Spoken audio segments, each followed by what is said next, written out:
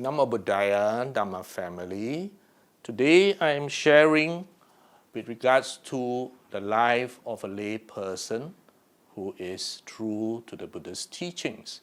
And I'll begin by reading a very short verse from Anguttara Nikaya 854.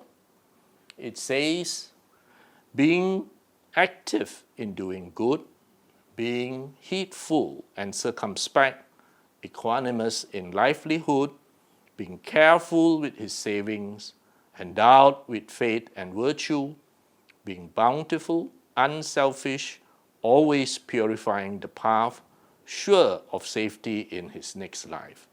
The faithful one with these 8 things will gain happiness in both worlds, so said the one whose name is Truth. Dear Dhamma family, the Buddha's teachings is not just for the Sangha. The Buddha's teachings are for the fourfold community of bhikkhus, bhikkhunis, the male lay supporters and the female lay supporters. This particular teaching here is with regards to lay people. And here a lay person should try to be active in doing good. And I like the word being active here. It does not mean we just sit there and say, I will be good, I'll do good, I'll be good, I'll do good, and do nothing. It says being active. That means we are actually participating, actively doing something. And being heedful and circumspect, which teaches us to be aware, to be mindful of our actions. Equanimous in livelihood. Of course, we all need to earn a living. Nobody owes us a living. But yet, we have to make a balance between how much we want and how much we need. And very wonderfully, the Buddha even taught that we have to be careful with our savings. Now, endowed with faith and virtue, being bountiful, unselfish. In many suttas, the Buddha actually taught us lay people how we can earn a living without harming anybody and how we should use the money that we earned, righteous wealth, well and for the benefit of ourselves, our family, and mankind. Always purifying the path, sure of safety in his next life. Now, I would like to emphasize a bit with regards to these 2 words, the path. Now, as students of the Dhamma, I think the vast majority of us are aware of the Noble Eightfold Path, which is the 4th Noble Truth. And then we say, oh yes, the first Noble Truth talks about stress and dissatisfaction, dukkha. The 2nd Noble Truth talks about the cause.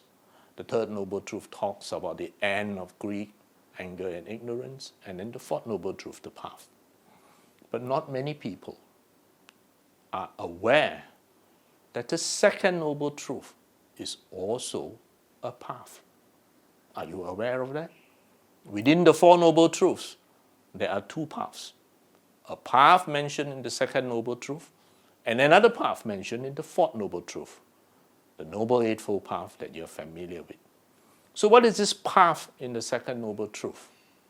In all honesty, given a choice to a group of people out there, anywhere, would you like to follow the 2nd path as stated in the 2nd Noble Truth?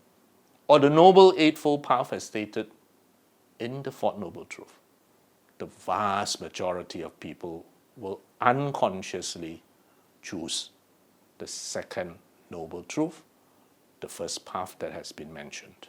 And why? Why do they do that? What does the 2nd Noble Truth talks about? It talks about 3 things. These 3 things contribute to our dukkha, our stress. And it talks about how tanha, an emotional need that we want to be satisfied, leads to dukkha, to stress, to unhappiness, to dissatisfaction. And the first of the 3 is kama tanha. We have this emotional need. We have this emotional want to have sensual gratification. Kama here, K-A-M-A, refers to the sensual satisfaction, gratification, it's enjoyment, and most people will want to go that path. Then you have bhava tanha. Bhava as in becoming. Bhava, I want to become this. I want to become that. I'm not happy with what I have. I want more. I want so many endless things. And the third, vibhava. I don't want. I want to end it all. So this is another path, as mentioned in the second noble truth. A path that leads to stress, to dukkha, to dissatisfaction. Let us reflect ourselves, our own lives, our everyday lives. How often are we engaging these three? Kama tanha, bhava tanha, vibhava tanha. In all honesty, as I reflect, as I see around me, the vast majority of people would choose this.